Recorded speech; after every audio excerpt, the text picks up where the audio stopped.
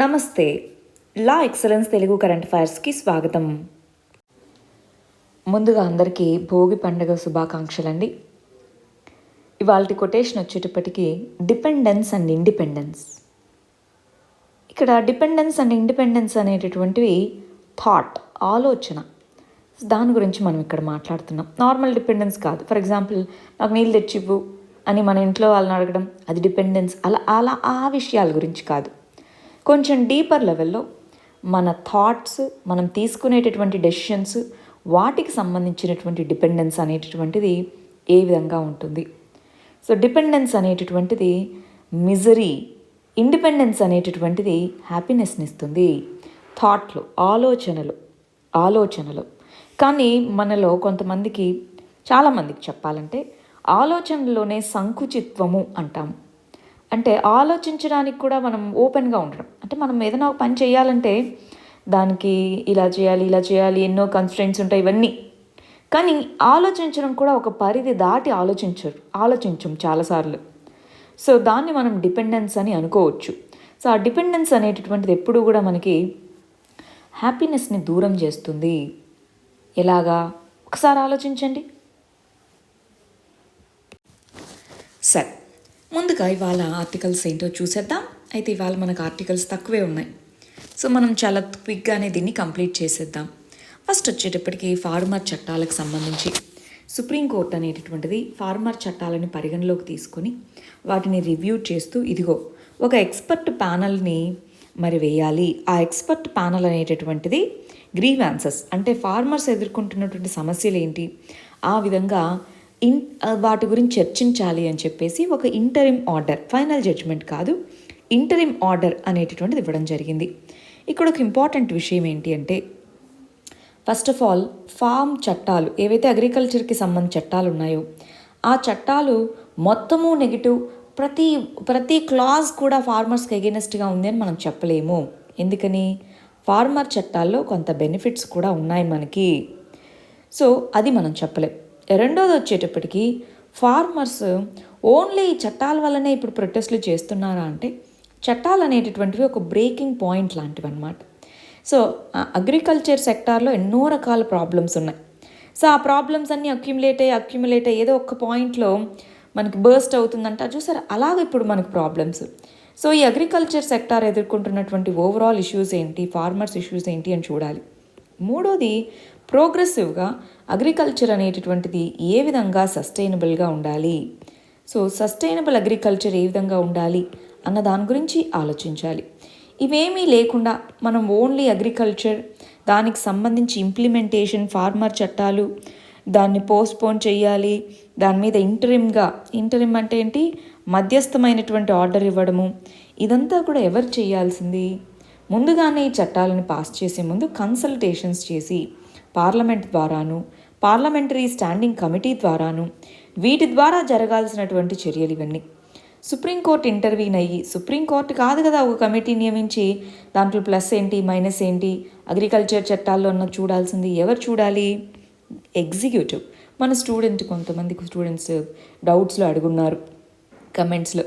So executive పరిధిలోకి supreme court వచ్చేస్తున్నట్టే కదా అన్నారు. అదే అండి, దాన్నే మనము నార్మల్గా అయితే సపరేషన్ ఆఫ్ పవర్, జ్యుడిషియరీ పని జ్యుడిషియరీది, ఎగ్జిక్యూటివ్ పని ఎగ్జిక్యూటివ్ది, లెజిస్లేచర్ పని లెజిస్లేచర్ది, అట్లా ఎవరికంటూ వాళ్ళకంటూ రాజ్యాంగంలో కొన్ని పనులు అనేవి ఇవ్వడం జరిగింది. మరి ఇది జనరల్గా అయితే జ్యుడిషియరీ ఇంటర్వ్యూన్ అవ్వాల్సిన అవసరం లేదు, ఎగ్జిక్యూటివ్ చూడాలి. కానీ ఎప్పుడు జ్యుడిషియరీ ఇంటర్వ్యూన్ అవుతూ ఉంటుంది? ఎప్పుడైతే ఎగ్జిక్యూటివ్ ఫెయిల్ అవుతుందో. అంటే ఎగ్జిక్యూటివ్ అంటే ఇక్కడ ఎవరు? క్యాబినెట్ మరియు కౌన్సిల్ ఆఫ్ మినిస్టర్స్. సో వీళ్ళు ఒక కొలిక్కి తీసుకొని రాలేనప్పుడు అప్పుడు జ్యుడిషియరీ ఇంటర్ఫియర్ అవుతూ ఉంది ఇక్కడ. కానీ అలా అవ్వడం అనేటటువంటిది అవసరం ఉండకూడదు. డెమోక్రసీలో కన్సల్టేషన్, పీపుల్తో కన్సల్టేషన్ అనేటటువంటిది ఉండాలి. అలా లేకుండా మాకు తెలుసు పీపుల్కి ఏం కావాలో, మాకు వాళ్ళ బాగోగులన్నీ తెలుసు అనుకోవడం వల్ల ఇదిగో ఇటువంటి ప్రొటెస్ట్లు ఇవన్నీ వస్తూ ఉంటాయి. కన్సల్టేషన్స్ ఉండాలన్నదే ఫైనల్గా ఇక్కడ ఉన్నటువంటి పాయింట్. నెక్స్ట్ రెండో పాయింట్ వచ్చేసి జ్యుడిషియరీ, ఎగ్జిక్యూటివ్ ఎవరి పనులు వాళ్ళు, కర్తవ్యాలు వాళ్ళు నిర్వర్తించాలి. ఇంటర్వ్యూన్ అయినప్పుడు ఇది పొలిటిసైజ్ అవుతుంది. ఇప్పుడు జ్యుడిషియరీ కూడా పీపుల్ యొక్క సెంటిమెంట్స్ ఇన్వాల్వ్ అయి ఉన్నాయి. ఫార్మర్స్ సెంటిమెంట్స్ ఇన్వాల్వ్ అయి ఉన్నాయి. సో దాన్ని తీసుకోవడం అనేటటువంటిది ఎంతవరకు మరి అది కాన్స్టిట్యూషనల్గా సూట్ అవుతుంది అన్నది చూడాలన్నమాట. నెక్స్ట్ ఆర్టికల్ కూడా పాలిటిక్స్ సంబంధించింది. ఇక్కడ lieutenant governor versus chief minister ఈ కంటెక్స్లో ఇక్కడ మాట్లాడుతున్నాం. సో అసలు ఇంతకీ ఇక్కడ ఏమైంది, పాండిచ్చేరి, మనకి ఢిల్లీ మరియు పాండిచ్చేరి ఈ 2 యూనియన్ టెరిటరీస్ కేంద్రపాలిత ప్రాంతాలకు మాత్రమే ఒక లెజిస్లేచర్ చట్టసభ అనేటటువంటిది ఉంది. ఒక ఎలక్టెడ్ గవర్నమెంట్, దానికి కౌన్సిల్ ఆఫ్ మినిస్టర్స్, వాళ్ళకి హెడ్గా చీఫ్ మినిస్టర్ ఉన్నారనమాట. Right, lieutenant governor. మరి వాళ్ళకి మనకి రాష్ట్రాలకి గవర్నర్ ఎలా ఉంటారో వీటికి ఈ కేంద్ర పాలిత ప్రాంతాలకి లెఫ్టినెంట్ గవర్నర్ ఆ విధంగా ఉన్నారు. మరి లెఫ్టినెంట్ గవర్నర్ ఏ విధమైనటువంటి విధులు నిర్వర్తించాలి, క్యాబినెట్ మరియు చీఫ్ మినిస్టర్ ఏ విధమైన విధులు నిర్వర్తించాలనే దగ్గర గొడవ. ఎందుకని, నార్మల్గా రాష్ట్రాల్లో గవర్నర్కి చాలా లిమిటెడ్ పవర్స్ అనేటటువంటివి ఉంటాయి. రబ్బర్ స్టాంప్ అని కూడా కొంతమంది చెప్తూ ఉంటారు. డిస్క్రిషనరీ పవర్ ఉన్నప్పటికీ కూడా council of ministers, chief minister వీళ్ళకే ఎక్కువ పవర్స్ ఉంటాయి నార్మల్గా స్టేట్స్లో అని చెప్తూ ఉంటాం.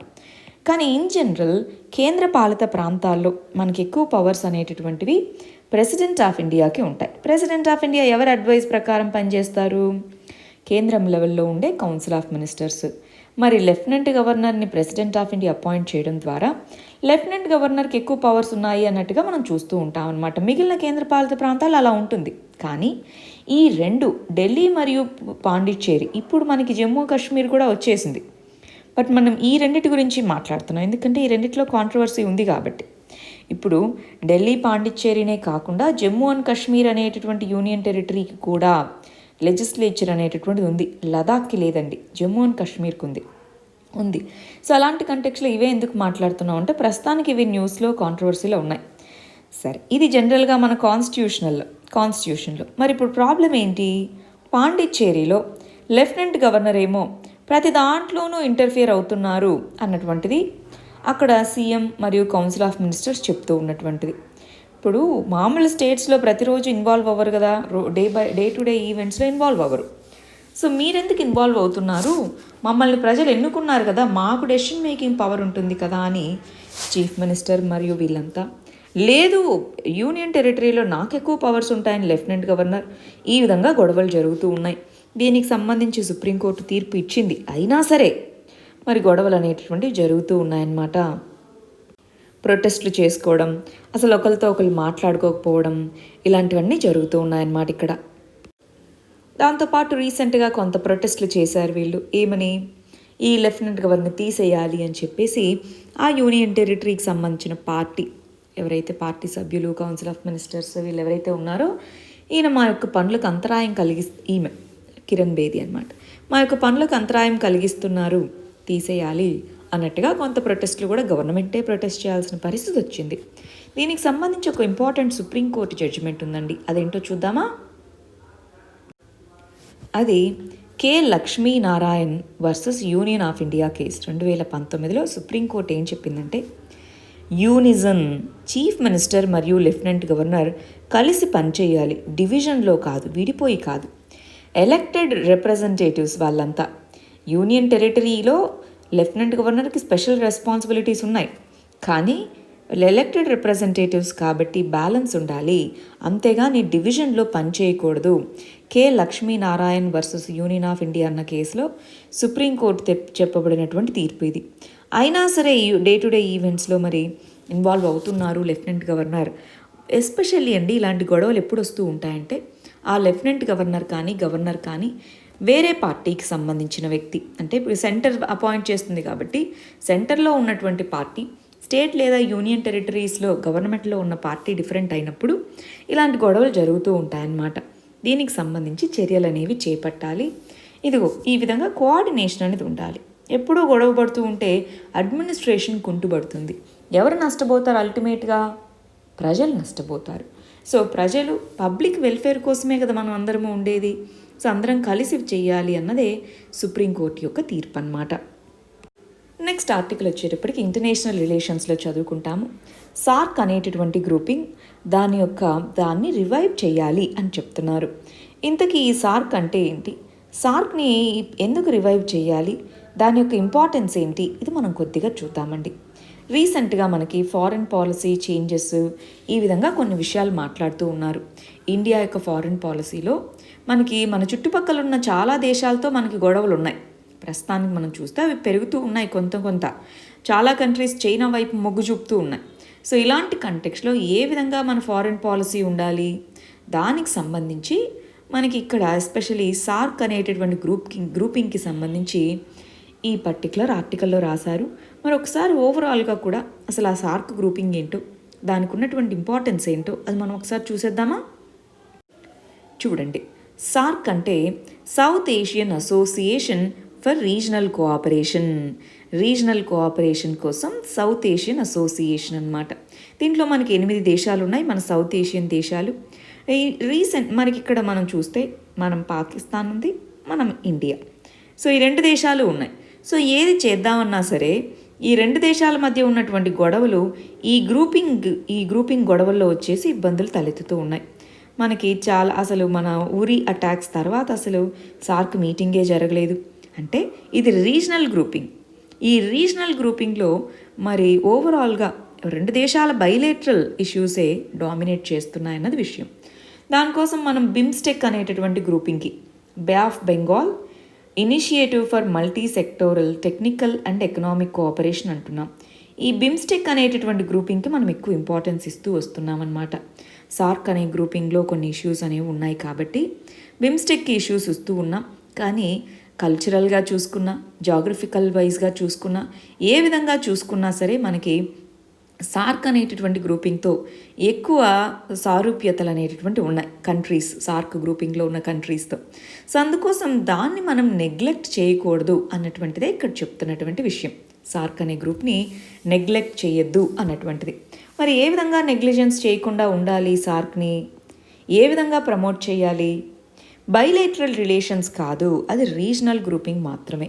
ఎస్పెషలీ ఇప్పుడు పాండమిక్ టైంలో ఉన్నాం మనం. సో ఆ పాండమిక్ని ఫేస్ చేయాలి. ఏమేమి ఇష్యూస్ ఉన్నాయో ఒకసారి చూడండి. మన రీజన్ వైజ్గానే కాదు, ఓవరాల్గా కూడా ఒకవైపు ఏమో హెల్త్కి సంబంధించినటువంటి దీంట్లో కోఆర్డినేషన్ చేసుకోవచ్చా, ఒకవైపు ఏమో ఎకనామిక్గా అందరము డౌన్ అయిపోతూ ఉన్నాము, మరి ఆ ఎకనామిక్గా కోఆపరేషన్ అనేది చేసుకోవచ్చా. రెండో వైపు వచ్చేటప్పటికి యుఎస్ఏ మరియు చైనా, ఈ 2 దేశాల మధ్య గొడవలు అనేవి మన దేశాలను ఇంపాక్ట్ చేయబోతున్నాయి. సో ఆ కంటెక్స్లోనూ మనము కోఆపరేట్ చేసుకోవచ్చా, ట్రేడ్ ఈ విషయాల్లోనూ కోఆపరేషన్ ఉండొచ్చా లేదా. సో ఈ విధంగా వీటన్నిటిలోనూ కోఆపరేషన్ అనేటటువంటి ఉండాలి. దానికోసం సార్క్ అనేటటువంటి గ్రూపింగ్ని రివైవ్ చేయగలగాలి. Especially poverty, unemployment, cultural problems ఇవన్నీ కూడా మన కంట్రీస్కి అందరికీ ఉన్నటువంటి కామన్ ఇష్యూస్, డెవలప్మెంటల్ డెఫిసిట్స్ ఉన్నాయి. మరి వాటన్నిటిని మనం ఏ విధంగా సాల్వ్ చేసుకోవాలన్నది ఈ గ్రూపింగ్ ద్వారా మనం చేసుకోగలగాలి. నెక్స్ట్ ఆర్టికల్ చూద్దాం. ఇంటర్నేషనల్ రిలేషన్స్కి సంబంధించి పర్షియన్ గల్ఫ్ ప్రాంతంలో ఇది మనం చదువుకున్నామండి ఆల్రెడీ. ఖతర్, సౌదీ అరేబియా మధ్యలో ఉన్నటువంటి గొడవలు. సో ఇదేమో ఖతర్ వచ్చేటప్పటికి ఇరాన్, టర్కీతో క్లోజ్గా ఉంది, మరి మనకి వాళ్ళు ఎనిమీస్ కదా అన్నట్టుగా. సౌదీ అరేబియా అంటే మన అల్లీస్ కాదు, వాళ్ళు మన ఫ్రెండ్స్ కాదు. మామూలుగా మనకి సౌదీ అరేబియా అనేటటువంటిది మెజారిటీ సున్నీ అనేటటువంటి కమ్యూనిటీ, సున్నీ అనేటటువంటి సెక్ట్కి సంబంధించిన వాళ్ళు, ముస్లిమ్స్లో సున్నీ, షియా. సో ఇరాన్ వచ్చేటప్పటికి మేజర్లీ షియా అనేటటువంటి సెక్ట్ ఎక్కువగా ఉంటారనమాట. దీంట్లో యాక్చువల్గా ఇక్కడ రిలీజియస్ సెక్ట్ అనేటటువంటిది ప్రైమరీ కాదండి, పవర్. ఎవరు ఎక్కువ పవర్, రీజనల్గా మేము డామినేట్ చేయాలంటే మేము డామినేట్ చేయాలి. మరి ప్రిడామినెంట్లీ వాళ్ళ మధ్య ఉన్నటువంటి డిఫరెన్స్ రిలీజియన్ డిఫరెన్స్, దాన్ని వాడుకుంటున్నారు. సో సౌదీ అరేబియా ఈ గల్ఫ్ కంట్రీస్ అన్నిటికీ లీడర్ లాగా వ్యవహరిస్తూ ఉంటుంది. సో నువ్వేంటి డామినేట్ చేసేది అన్నట్టుగా మరి ఖతర్ అనేటటువంటిది కొంత వీటికి క్లోజ్గా వెళ్ళడము ఇలా మొదలుపెట్టిందనమాట. దీంతో 2017 నుంచి ఖతర్ మరియు సౌదీ అరేబియా మధ్య చాలా గొడవలు అవుతూ ఉంటే రీసెంట్గా అల్ ఉలా అనేటటువంటి ఈ ప్లేస్లో ఈ 2 దేశాలు గొడవలు మానేసి సౌదీ అరేబియా, యుఏఈ ఇవన్నీ మాట్లాడుకున్నాయి కూర్చొని. ఖతర్ ఇవన్నీ మాట్లాడుకొని ఓకే ఇలాంటి డిఫరెన్సెస్ ఉన్నాయి, వీటిని మనం తీసేసి ఏ విధంగా మనం ఉండాలి అని. కానీ క్లియర్గా ఇక్కడ సౌదీ అరేబియా ఒక మెట్టు దిగొచ్చింది ఖతర్తో. ఖతర్ ఎందుకు అంటున్నామంటే, ఖతర్ నేను ఇరాన్తో కానీ టర్కీతో కానీ నాకున్న రిలేషన్స్ని నేనేం పోగొట్టుకోను, ఎస్ మీతో పీస్ ఒప్పందం చేసుకోవడానికి నేను రెడీ, కానీ మా యొక్క ఫారెన్ పాలసీని మీరు డిక్టేట్ చేయకూడదు అన్నారు. అయినా సరే అన్నట్టుగా ఒప్పుకుందన్నమాట సౌదీ అరేబియా. దీనివల్ల రీజనల్గా ఇప్పుడు మనం చూస్తే గల్ఫ్ కంట్రీస్లో స్లోగా పెట్రోలియం వీటికి ఉండేటటువంటి డిమాండ్ ఇంకొక 20 ఇయర్స్లో తగ్గిపోతుందండి. ఎకానమీ అనేది ఆల్టర్నేటివ్స్ చూసుకోవాలి వాళ్ళు. ఎందుకని మనం మిగిలిన వాటి మీద ఫోకస్ చేయబోతున్నాం. ఆల్రెడీ మనకి ఈ ఎలక్ట్రిక్ వెహికల్స్ అని చెప్పేసి ఆల్టర్నేటివ్ ఎనర్జీ ఫార్మ్స్ వస్తున్నాయి. సో ఎప్పటికీ ఎకానమీ అనేది ఇంకా దాని మీదే డిపెండ్ అయి ఉండలేదు. సో ఇలాంటి కంటెక్స్లో మరి ఈ దేశాలన్నీ కలిసికట్టుగానే పనిచేయాలి. వాళ్ళకున్న ప్రైమరీ రీసోర్స్ ఆయిలే. మరి అది అయిపోతే ఏం చేయాలి, లేదా దాని డిమాండ్ పడిపోతే ఏం చేయాలి, ఇటువంటి క్వశ్చన్స్. సో ఈ కంటెక్స్లో వాళ్ళు కోఆపరేట్ చేసుకోవాలే కానీ గొడవలు పడకూడదు, అది వాళ్ళకు తెలుసు. సో ఆ కంటెక్స్లో గల్ఫ్ రీజన్ అనేది యునైటెడ్గా ఉండాలి. ఆ కంటెక్స్తో ప్లస్ ఆ రీజన్లో స్ట్రాటజిక్గా ఎనిమీస్ని పెంచుకోకూడదు, ఫ్రెండ్స్ లేకున్నా ఎనిమీస్ని పెంచుకోకూడదు అన్న స్ట్రాటజిక్ ఒపీనియన్తో ఈ విధంగా మరి అల్ ఉలా అనే ప్రాంతంలో ఈ పీస్ ఒప్పందం కోసం ఇద్దరు మీట్ అయ్యారు. ఇదిగో ఇవి రీజన్ మాకు ఉన్న ప్రాబ్లమ్స్. మేము టర్కీ ఇరాన్తో కంప్లీట్గా రిలేషన్స్ పోగొట్టుకోలేము, మీతో ఉండాలి కదా అని చెప్పేసి అన్నారు. సరే నీ ఇష్టం, ఏం చేస్తాం అన్నట్టుగా కూడా సౌదీ అరేబియా చెప్పింది. నెక్స్ట్ ఆర్టికల్ వచ్చేసి ఇంటర్నేషనల్ రిలేషన్స్లో అండి. బట్ దీన్ని ఒక ఎగ్జాంపుల్గా మనము డిఫరెంట్ కంటెక్స్లో వాడుకోవచ్చు. డెమోక్రసీ పోలీసింగ్ అంటున్నారు. అంటే ఏంటి, ఇక్కడ రీసెంట్గా మనకి యుఎస్ఏలో జరిగిన ఒక ఇన్సిడెంట్ గుర్తెచ్చుకుందాం. వాళ్ళ యొక్క పార్లమెంట్ మీద ఈ మాబ్స్ అక్కడ ఓట్స్ కౌంట్ చేస్తున్న టైంలో మాబ్స్ గుంపులుగా వచ్చేసి పార్లమెంట్ లోపలికి చొచ్చుకొని రావడం జరిగింది. మరి పార్లమెంట్ అంటే ఎంత భద్రత ఉంటుందండి, అది కూడా ఓటు కౌంట్ చేస్తున్నారు ఎలక్టోరల్ కాలేజ్ ఓట్స్ అన్నప్పుడు ఎంత భద్రత ఉంటుంది.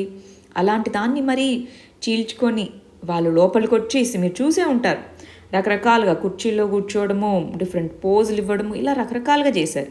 అలా ఎలా చేయగలుగుతారు అంటే పోలీస్ వ్యవస్థ ఏం చేస్తూ ఉండింది వాళ్ళంత చేస్తూ ఉంటే అన్నదైనా క్వశ్చన్ వచ్చేది అల్టిమేట్గా. అంటే వాళ్ళు గవర్నమెంట్ ఇప్పుడు ఏదైతే ఉందో వాటికి మద్దతుగా వచ్చారు ఆ ప్రొటెస్టర్స్ అందరూ. అందుకని కావాలని గవర్నమెంట్ అనేటటువంటిది పోలీసులు మీరు స్మూత్గా వ్యవహరించండి అని వాళ్ళకి చెప్పినట్టుగా మనం అజ్యూమ్ చేసుకోవచ్చా, లేదా పోలీసులు కావాలనే వాళ్ళ మీద గట్టి చర్యలు చేపట్టలేకపోయారు పొలిటికల్ రీజన్స్ వల్ల అని మనం అనుకోవచ్చా? ఎస్, అవును అనుకో, ఎగ్జాక్ట్లీ అండి. లేకపోతే ఎవరైనా లోపలికి వచ్చేలాగైతే టెర్రరిస్టులు ఎంతోమంది యుఎస్ఏలకు చొరబడ్డానికి ఎంతోమంది చూస్తూ ఉంటారు కదా, మరి వాళ్ళంత ఈజీగా ఎలా వెళ్ళిపోయారు అన్నది మనం ఇక్కడ చూడాలి. అయితే ఇక్కడ మనం ఆ కంటెక్స్లో మనం తెలుసుకోవాల్సిన విషయం ఏంటి అంటే పోలీసు వ్యవస్థ అనేటటువంటిది, పోలీసింగ్ అన్నటువంటిది కాంప్లికేటెడ్ ఇష్యూ. ఎస్పెషలీ పోలీస్ వ్యవస్థ అనేటటువంటిది వాళ్ళకంటూ ఆపరేషనల్గా అటానమీ ఉండాలి, వాళ్ళ పని వాళ్ళు చేసుకునేందుకు. దాంతోపాటు పొలిటికల్ ఎగ్జిక్యూటివ్ పోలీస్ వ్యవస్థ మీదనూ కొంత కంట్రోల్ అనేటటువంటిది ఉండాలి.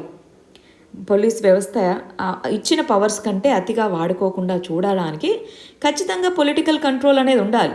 కానీ దాని మీనింగ్ పొలిటికల్ కంట్రోల్ అనేది కంప్లీట్గా ఉండిపోయి వాళ్ళు పొలిటిసైజ్ అయిపోమ్మని కాదు. ఈ కేసులో మనకి క్లియర్గా పొలిటిసైజేషన్ అయింది అన్నదైతే కనిపిస్తుందా? అలా జరగకూడదు. మన ఇండియాలో కూడా అండి మీరు చాలాసార్లు చూసే ఉంటారు, సిబిఐ అన్నది గవర్నమెంట్ యొక్క చెప్పు చేతుల్లో ఉంది, గవర్నమెంట్ యొక్క ఎవరైతే వ్యతిరేకంగా మాట్లాడతారో వాళ్ళ మీదే రైట్స్ జరుగుతాయి, ఇలాంటివి మనం చాలా కామన్గా వింటూ ఉంటాం, అవునా కాదా? సో అంటే మన పోలీస్ వ్యవస్థ, లా అండ్ ఆర్డర్ వ్యవస్థ అన్నది చట్టాలు అనేవి మరి పదవుల్లో ఉన్న వాళ్ళకి చుట్టాలు అన్నట్టుగా మాట్లాడుతూ ఉంటారు. అది ఎంతవరకు కరెక్ట్? ప్రాక్టికల్గా జరుగుతూ ఉంది, కానీ అది జరగాల అలాగా? పోలీస్ వ్యవస్థకి ఎంతో కొంత ఇండిపెండెన్స్ ఉండాలా వద్దా?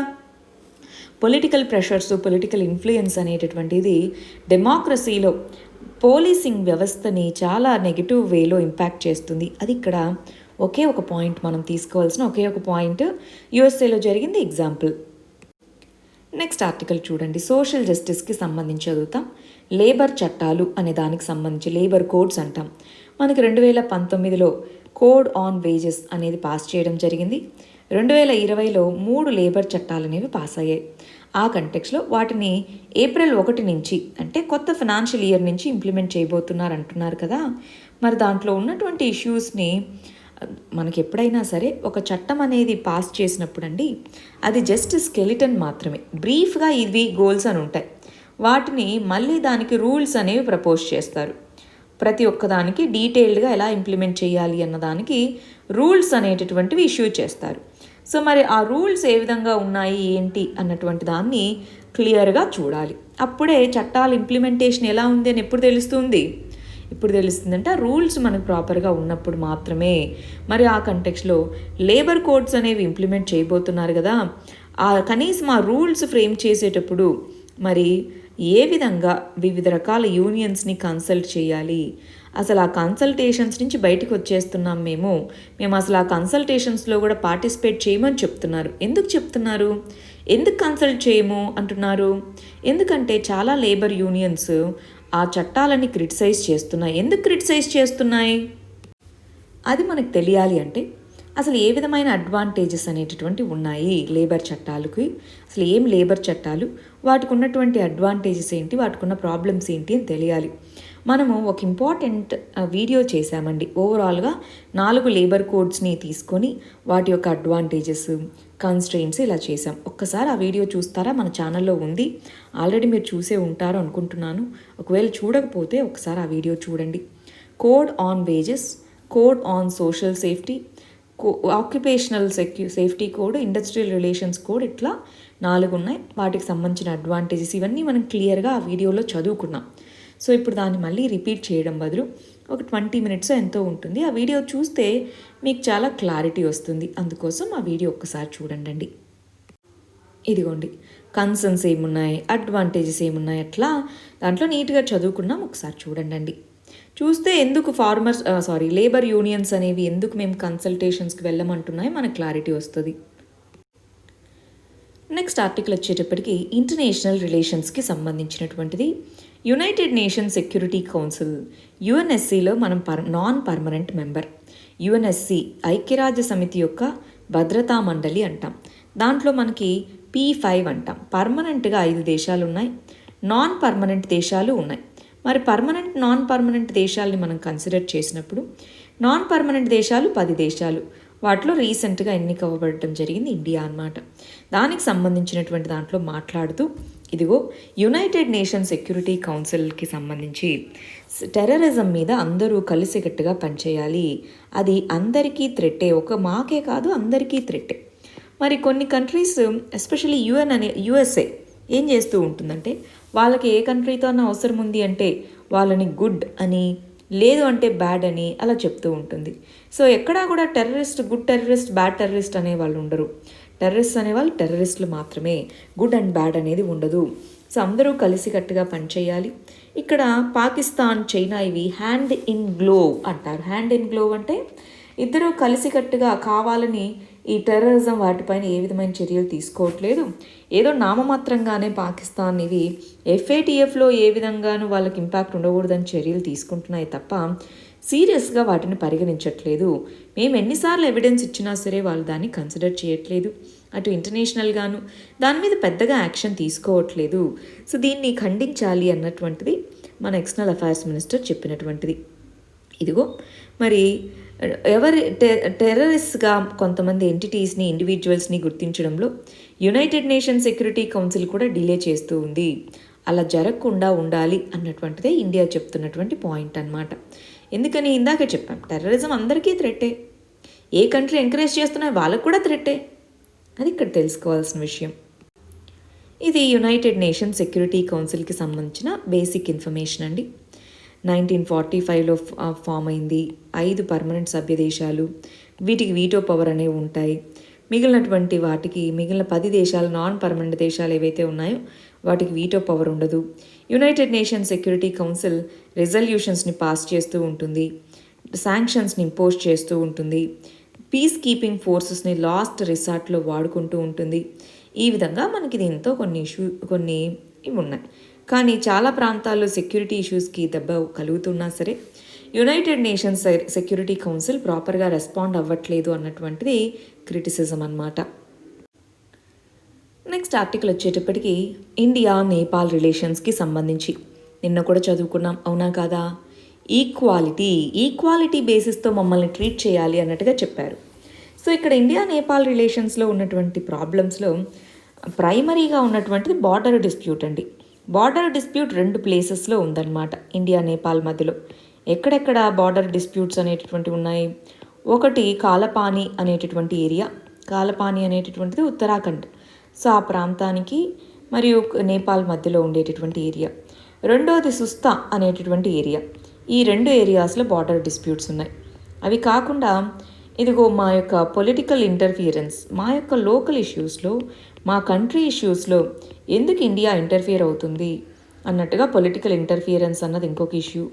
మనకి చైనా యొక్క ఇన్ఫ్లుయెన్స్, అది చైనాతో క్లోజ్గా ఉండడము, చైనా యొక్క 1 బెల్ట్ 1 రోడ్లో నేపాల్ పార్టిసిపేట్ చేయడము, ఇవన్నీ మనకు కన్సర్న్స్.